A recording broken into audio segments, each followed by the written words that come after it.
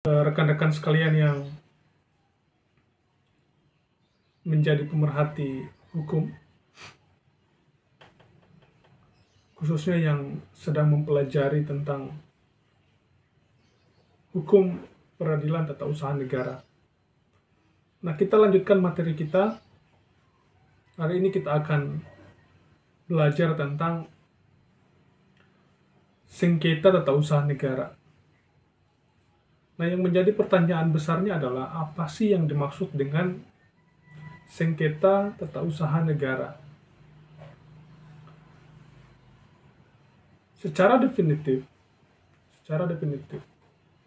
sengketa tata usaha negara adalah sengketa yang timbul dalam bidang tata usaha negara antara orang atau badan hukum.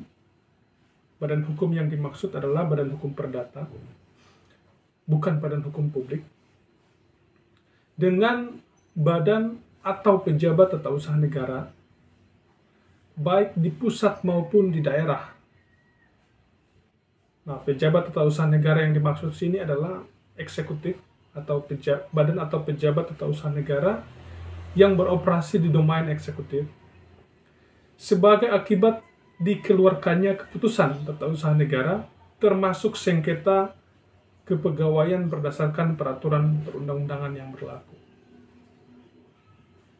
Jadi, kalau rekan-rekan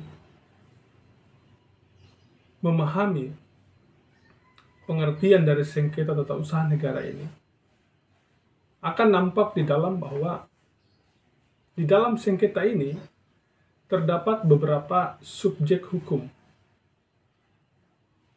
yang terlibat dalam sengketa ini. Yang pertama adalah orang,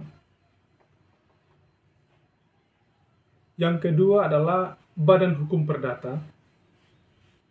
Ingat ya, badan hukum itu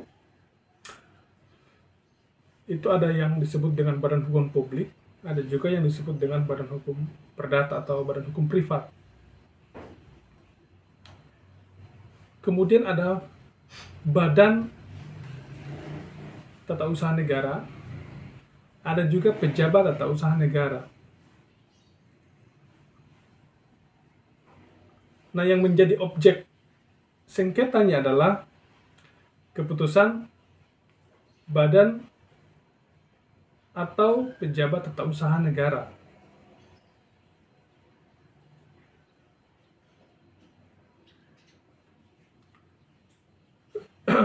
Pertanyaannya adalah, siapa yang menjadi penggugat di sini? Atau yang punya legal standing sebagai penggugat? Dan siapa dalam tanda petik menjadi tergugat? Karena biasanya kan dalam sengketa itu selalu ada penggugat dan tergugat. Nah, dalam sengketa TUN atau sengketa tata usaha negara, penggugat atau yang disebut sebagai penggugat adalah orang atau seseorang. Orang di sini menunjuk naturlich person atau manusia secara original, asli, secara original, artinya dari kecil, dari sejak dalam kandungan. Kemudian dia dilahirkan ke dunia, kemudian mencapai usia kedewasaan tertentu.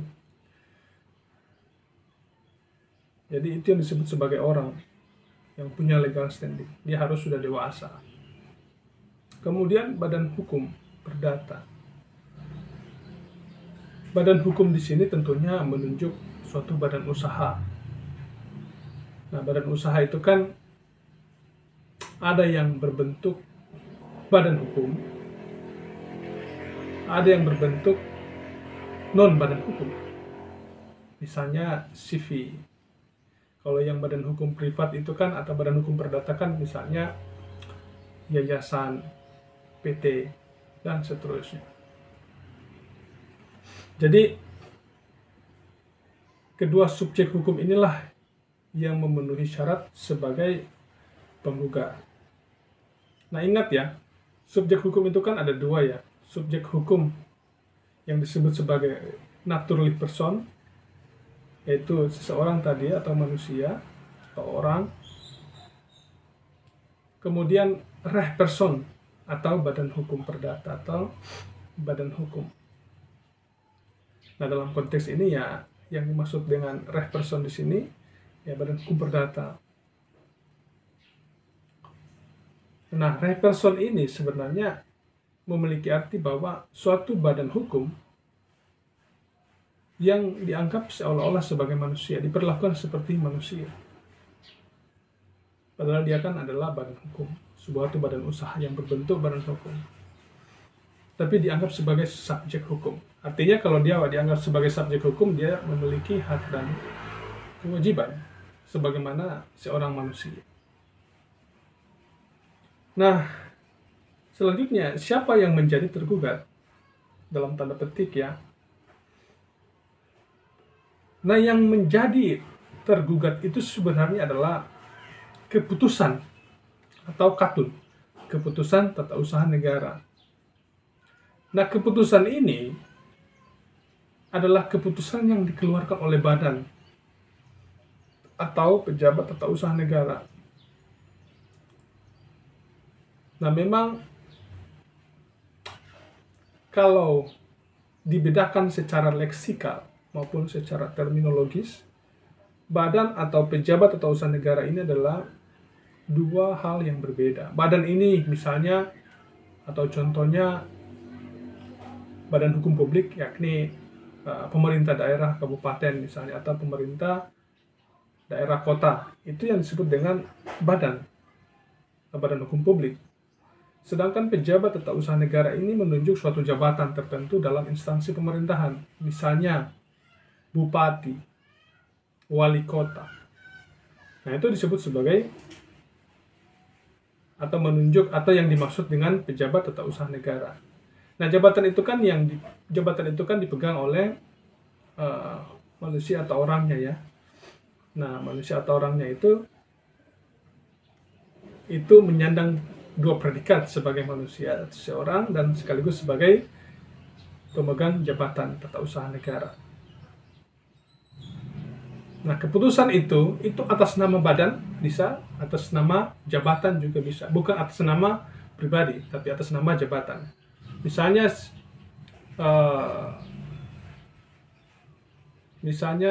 Sarlon, dia adalah seorang bupati. Nah, bentuk keputusannya itu bukan atas nama Sarlon.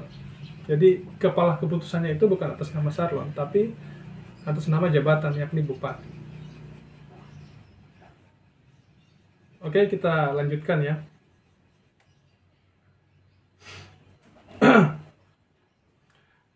Nah, bagaimana atau apa yang dimaksud dengan keputusan itu atau keputusan tata usaha negara?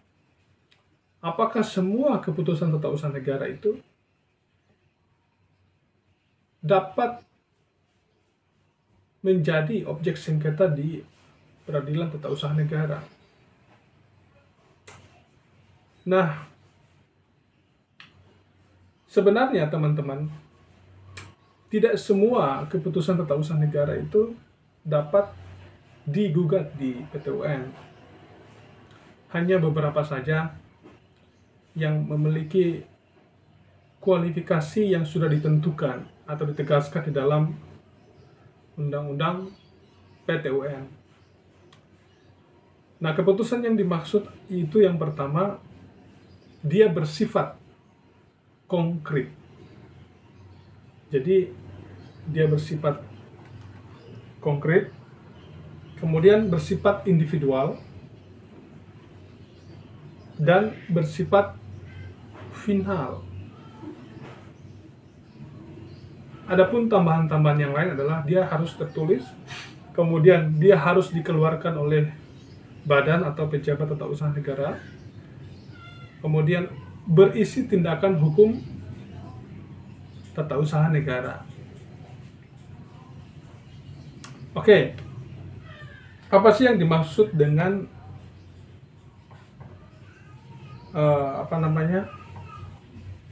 keputusan tata usaha negara yang bersifat konkret? Nah, konkret yang dimaksud berarti tidak abstrak. Tidak abstrak. Konkret yang dimaksud itu berwujud, tertentu, atau dapat ditentukan. Umpamanya, keputusan mengenai izin usaha bagi si B. Izin usaha.